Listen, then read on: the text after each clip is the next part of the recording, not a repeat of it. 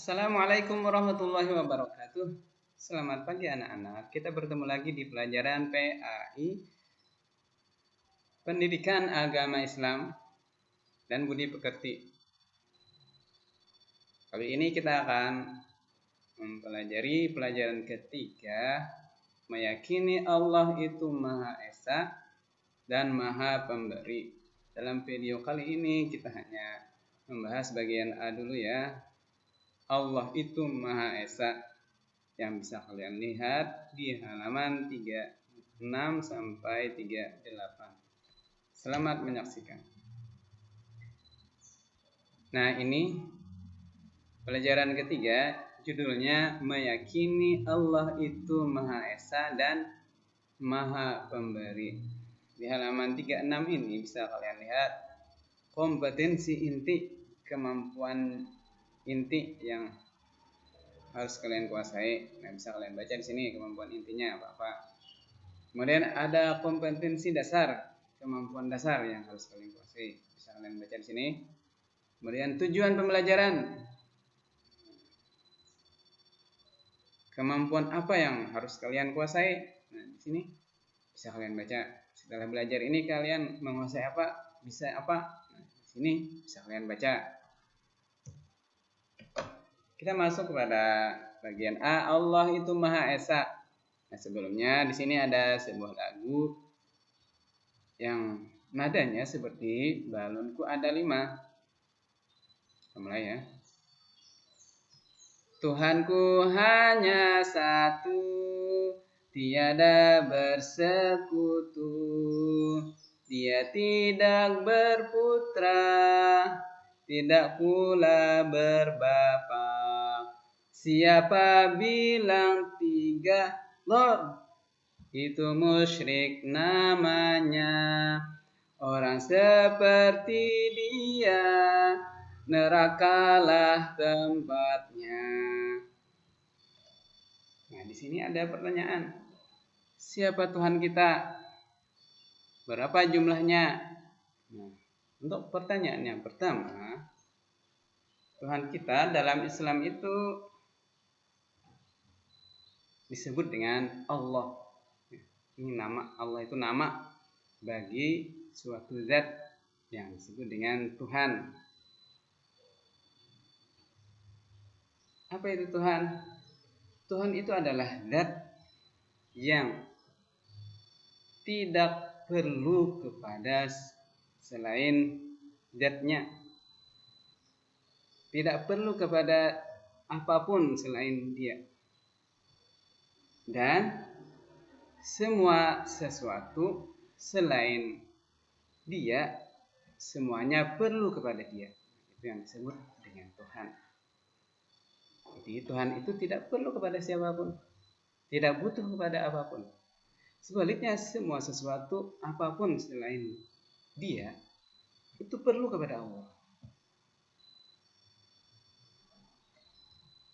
Kemudian berapa jumlahnya? Sesuai judul kita, jumlah yang disebut dengan sebenarnya Tuhan itu adalah satu, Esa, ya. Satu dalam zat, ya. Kalau kita disebut satu orang, tapi satu orang ini terdiri dari bermacam-macam. Misalnya Ustadz, seorang Ustadz misalnya, itu terdiri dari macam-macam. Ada kepala, ada tangan, ada kaki, ada badan, ada kulit, ada daging, ada tulang, ada jantung, ada ginjal, ada usus, dan lain-lain. Nah, satu Ustadz tadi terdiri dari bermacam-macam. Nah, kalau Allah itu satu, Maha Esa. Nah, zatnya satu, tidak terdiri dari macam-macam. Tidak terdiri dari kulit, tidak berkulit ya, tidak berdaging, tidak bertulang, tidak berkepala, tidak bertangan, kaki, tidak. Zatnya satu.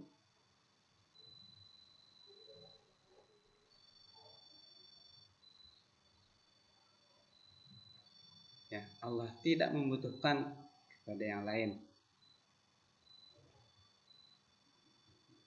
Allah tidak perlu makan, tidak perlu minum, tidak perlu udara, tidak perlu bernafas, tidak perlu tempat. Ya. Ringkasnya, makanan, minuman, udara itu kan sesuatu selain Allah. Allah tidak butuh kepada itu semua. Inilah zat yang maha hebat ya. Dia tidak perlu kepada apapun, kepada siapapun. Nah, hebat itu. Sebaliknya sesuatu selain dia, semuanya perlu kepada Allah.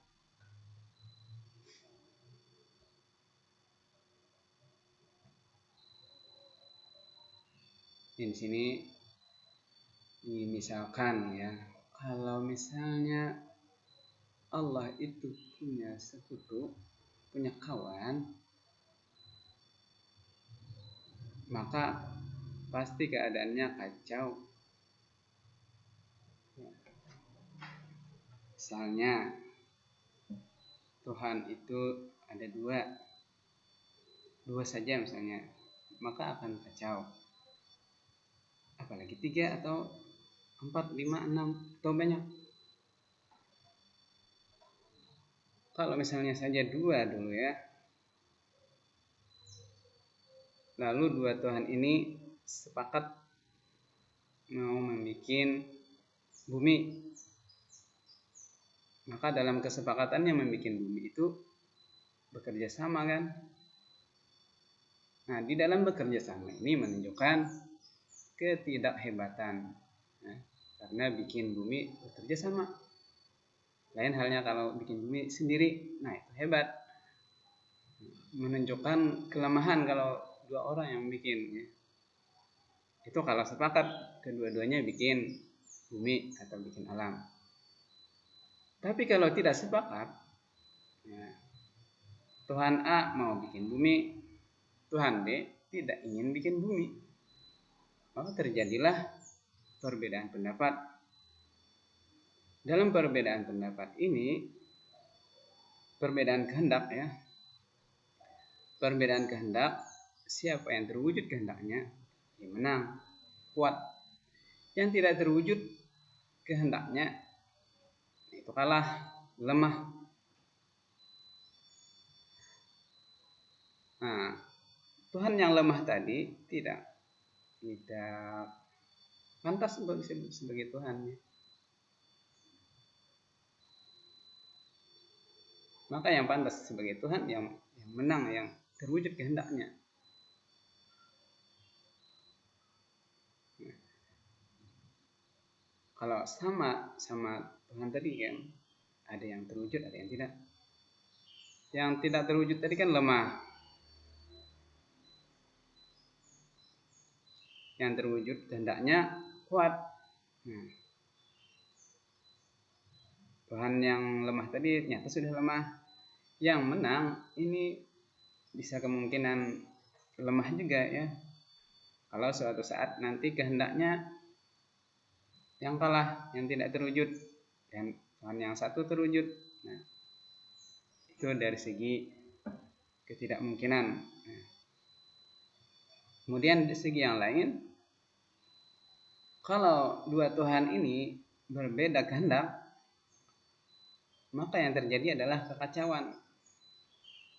Ya, makhluk yang kacau jadinya, kehancuran yang terjadi.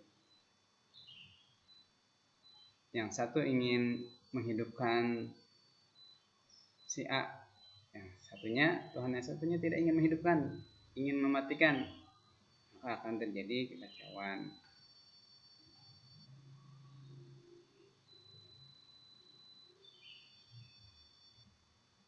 Sebaliknya kita lihat di dunia ini tidak terjadi kekacauan, ya. Bahkan keteraturan. Siang berganti malam, malam berganti siang. Bulan berputar mengelilingi bumi, bumi mengelilingi matahari. Ada bermacam-macam planet. Tidak pernah planet itu berbenturan. Nah, keteraturan itu menunjukkan bahwa Tuhan yang menguasai semua makhluknya ini satu. ya, tidak ada sekutu, tidak ada kawannya. Dalam hal kehebatan itu tidak ada kawannya.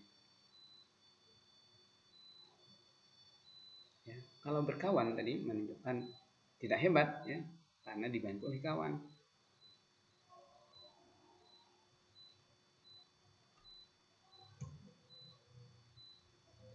Kewajiban kita apa? Karena Allah yang menciptakan kita, yang terus-menerus memberikan segala kebutuhan kita. Contohnya kita bernapas, itu disediakan oleh Allah. Kita perlu minum, disediakan air oleh Allah. Kita perlu makan, disediakan makanan oleh Allah. Dengan berbagai macam tumbuhan, ada hewan yang bisa kita makan.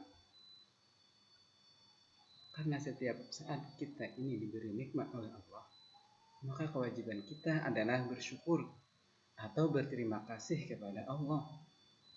Apa wujud syukur atau terima kasih kita kepada Allah? Yaitu kita dengan beribadah. Nah, ibadah itu salah satu bentuk syukur kita atau terima kasih kita kepada Allah. Apa contoh ibadah? Misalnya sholat. Kita sholat 5 waktu. Itu merupakan wujud syukur kepada Allah Subhanahu wa ta'ala. Nah, setelah kita beriman kepada Allah itu Maha Satu, apa tugas kita? Tugas kita itu bersyukur, yakni dengan beribadah kepada Allah Ta'ala. Salah satunya kita mengerjakan sholat 5 kali dalam sehari semalam. Yang pernah ditinggalkan ya sholatnya. Kemudian sambil itu kita juga berdoa kepada Allah. Kemudian di halaman ini Al-Ahad, ya. Al-Ahad artinya Maha Esa atau satu. Ini ada di surah Al-Ikhlas ayat 1. Ini sebagai dalil atau bukti bahwa Allah itu Maha Esa, Maha Satu. Qul huwallahu ahad. Ahad.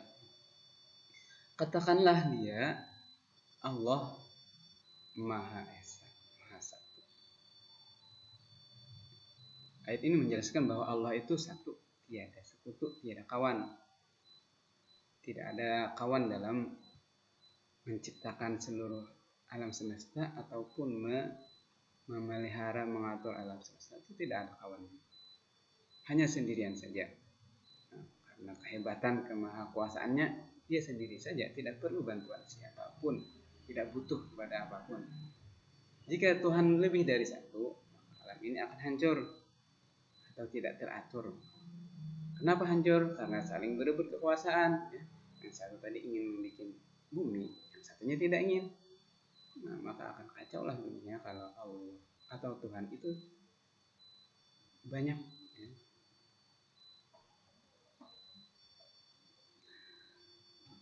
Allah tidak membutuhkan siapapun. Oleh karenanya kita harus beribadah dan berdoa kepada Allah. Nah, demikianlah materi pelajaran kita kali ini. Terima kasih atas perhatian. Assalamualaikum warahmatullahi wabarakatuh.